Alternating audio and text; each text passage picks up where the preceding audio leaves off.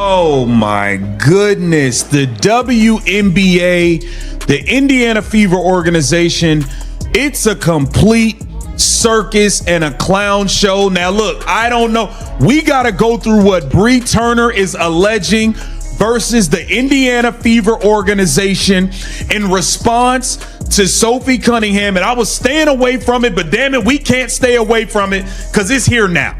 Sophie Cunningham blasted. The highly anticipated 2026 WNBA All-Star festivities in Chicago were engineered to serve as the ultimate crowning achievement for women's professional basketball. Fueled by tens of millions of dollars from powerful television networks and massive corporate backers, league officials anticipated a pristine, glittering showcase of their billion-dollar enterprise, banking on athletes to maintain perfect public relations smiles while ignoring any backstage turmoil. Instead, they miscalculated on a catastrophic level, and as things stand today, the entire association is effectively crumbling into dust. Stripped of its glamorous marketing and packed stadiums, the fundamental core of this sport is undergoing a violent implosion. A weekend meant for celebration has rapidly devolved into an absolute horror's how, characterized by explosive internal leaks, a deeply poisoned work environment, and top-tier talent walking away. We are currently watching an unmatched rebellion unfold within the locker rooms as courageous whistleblowers gamble their livelihoods to unveil repulsive front office suppression tactics and the grim reality of athlete mistreatment when the broadcast feeds cut to black. The most prominent revenue-driving icons on earth are boldly declining to participate in the association's premier showcases, with the commissioner's inner circle engulfed in pure chaos and financial backers ready to abandon ship.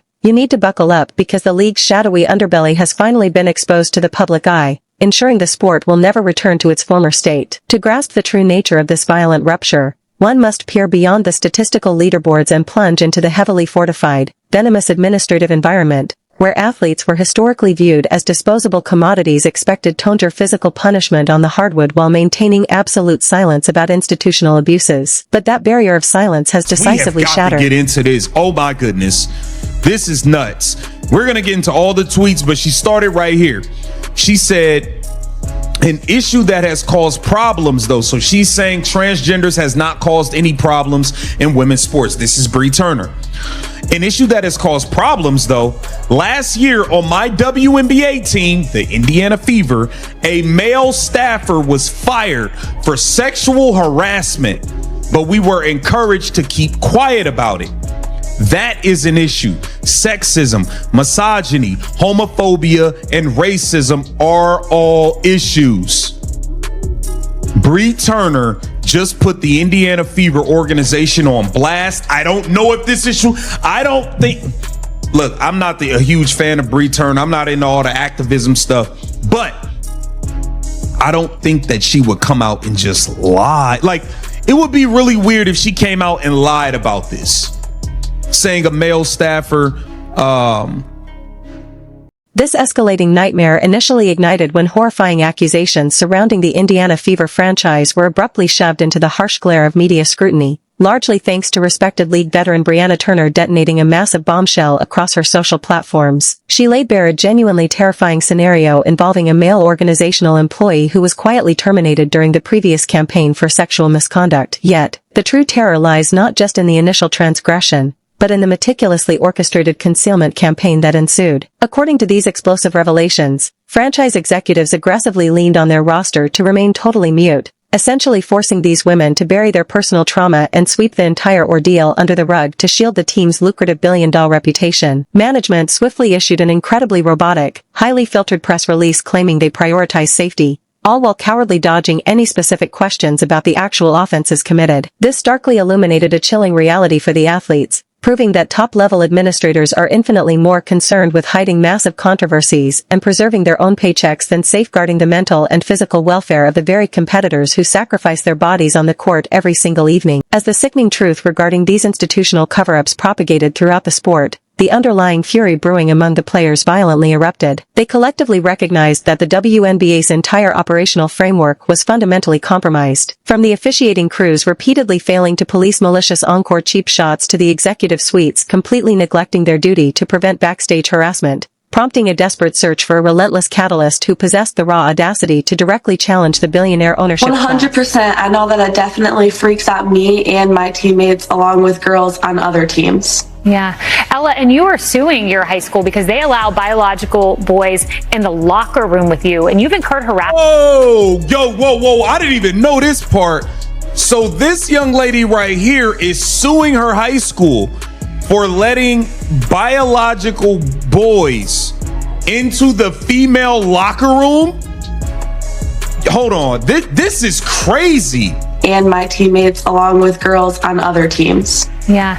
Ella, and you are suing your high school because they allow biological boys in the locker room with you, and you've incurred harassment from that? Yeah, so I stood up at the school board meeting and said that I think this is inappropriate and boys shouldn't be allowed to share bathrooms and similar spaces like that. And I kind of got shut down, so they said that if you want to take a step forward, you have to sue the school. And so that's what we did. Wow. And yo, this is crazy. Wait a minute. Yeah, so I stood up at the school board meeting and said that I think this is inappropriate and boys shouldn't be allowed to share bathrooms and similar spaces like that. And I kind of got shut down, so... Enter the fiercely intimidating Phoenix Mercury enforcer, Sophie Cunningham, an athlete who built her formidable legacy on an absolute refusal to yield or retreat from any adversary or obstacle in her path. Whether she is absorbing a vicious blow to the face in the painted area or aggressively confronting a rival, she fundamentally lacks a flinch reflex, and the moment she caught wind of these suppressed harassment reports, her restraint entirely vanished. Behind-the-scenes sources indicate the seasoned veteran was consumed by pure outrage as she observed the paralyzed executives and their total absence of accountability, ultimately deciding to launch an all-out offensive against the establishment, stepping up not merely for herself but emerging as the definitive leader for a thoroughly exhausted and enraged collective. She fiercely mobilized both seasoned pros and fresh drafts to send an undeniable message that these women refuse to be utilized as mere promotional props for corporate benefactors. While their fundamental safety is continuously jeopardized, marching proverbial demands straight to the commissioner's doorstep, she delivered an uncompromising and savage ultimatum, making it crystal clear that the roster was permanently finished, hiding the administration's catastrophic blunders. By choosing rebellion over compliance, she effectively struck the flint that would swiftly incinerate the entire 2026 All-Star gathering down to its very foundations. But I don't think that she would come out and just lie. Like, it would be really weird if she came out and lied about this, saying a male staffer, for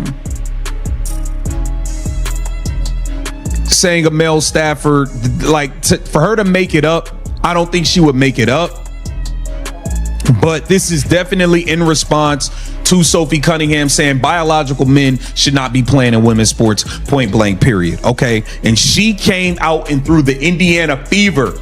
Sophie Cunningham, who just spoke about this in the Indiana Fever pregame, through the Indiana Fever, said, yo, this is crazy. And if the Indiana Fever did tell people to be quiet about and all that, that's foul, that's nasty work, and everybody should be held accountable from the top down. From the top down, they should be held accountable. Okay. Cheryl Reeves said, of course it weighs on me, the attacks on trans people, everything that they've gone through makes it seem like it's got way more aggressive. It's sort of sickening. Empowered by this fearless vanguard, and with the organization's rotten internal dynamics completely unmasked, the subsequent chain reaction unfolded with frightening velocity as the globe's most lucrative and recognizable basketball icons finalized a historically unified strategy. They resolved to strike the association directly in its financial jugular by completely abandoning the massively hyped 2026 three-point shootout, transforming a marquee television spectacle designed to mint millions into an incredibly humiliating, desolate wasteland. The sport's unquestionable marquee attraction and the most bankable asset in women's basketball history, Caitlin Clark rattled the entire athletic community to its core when she abruptly opted out of the proceedings entirely. Officially rejecting her spot in the perimeter showcase, she adamantly refused to associate her globally recognized brand with the commissioner's rapidly disintegrating, profoundly disorganized administrative yet they are always trending topic. Unfortunately, I'm in my 8th season as a WNBA player. To date, there's been one out trans player in the league. They caused 0 problems. An issue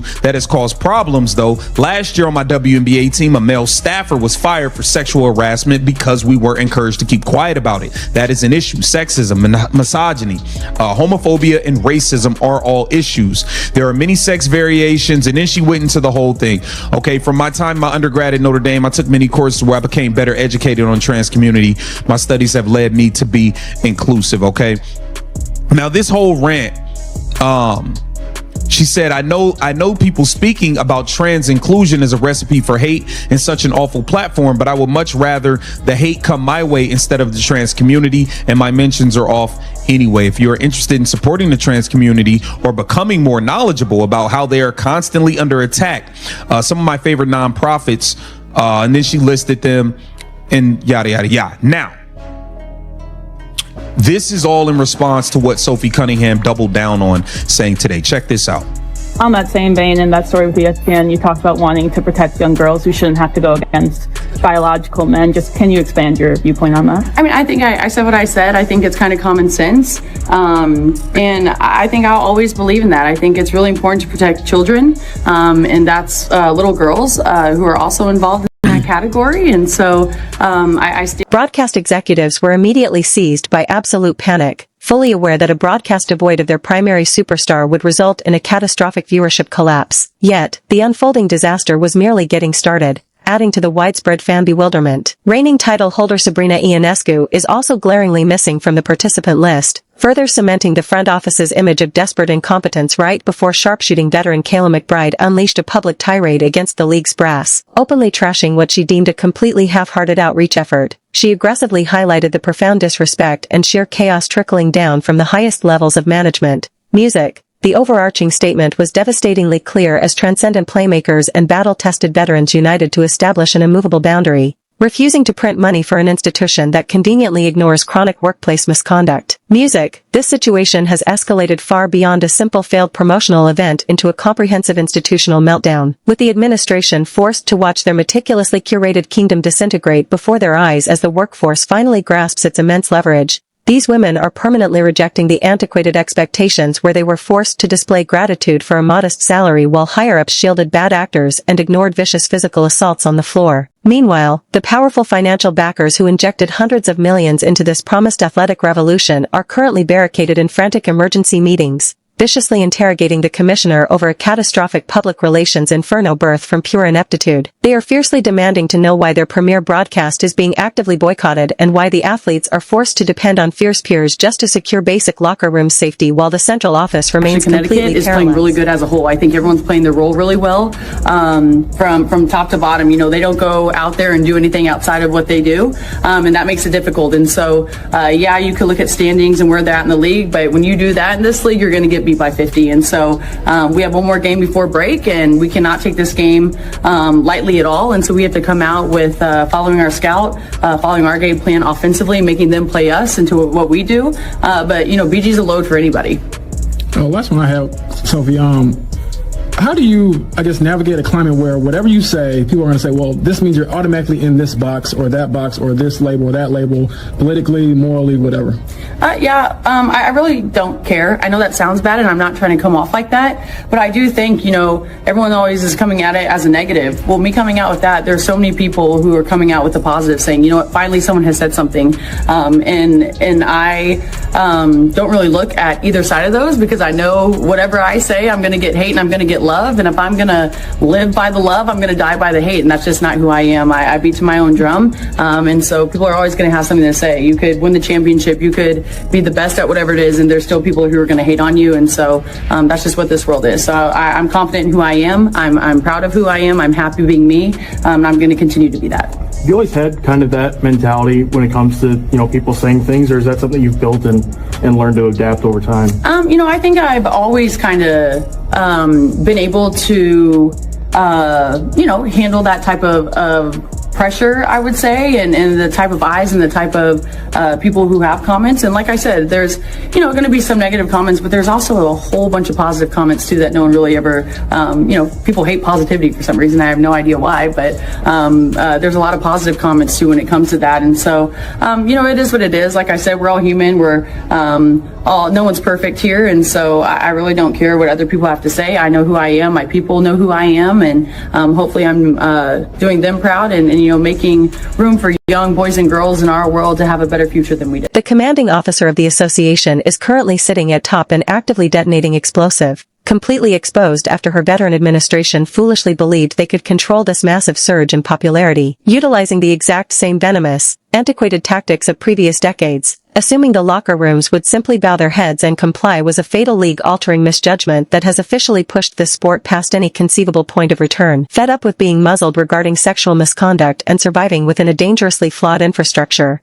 the absolute brightest luminaries in the game are completely boycotting the grandest stage available. Spearheaded by the relentless fury of their enforcers, and the unmatched bargaining power of their transcendent point guards, the competitors have forcefully reclaimed their agency. The organization as we currently know it is irreparably shattered, leaving Kathy Angelbert and her executive staff to face a towering, unstoppable rebellion from furious investors while their most sinister institutional secrets are paraded before a global audience. I absolutely need to hear your unvarnished thoughts on this colossal, unprecedented sporting catastrophe as it unfolds in real time. Do you support this courageous locker room uprising? And do you genuinely believe the association can ever recover from this devastating superstar strike? Unleash your most brutally honest takes in the comments section below and ensure you crush that like button, subscribe to the channel, and ring the notification bell to catch every single explosive update on this rapidly developing crisis.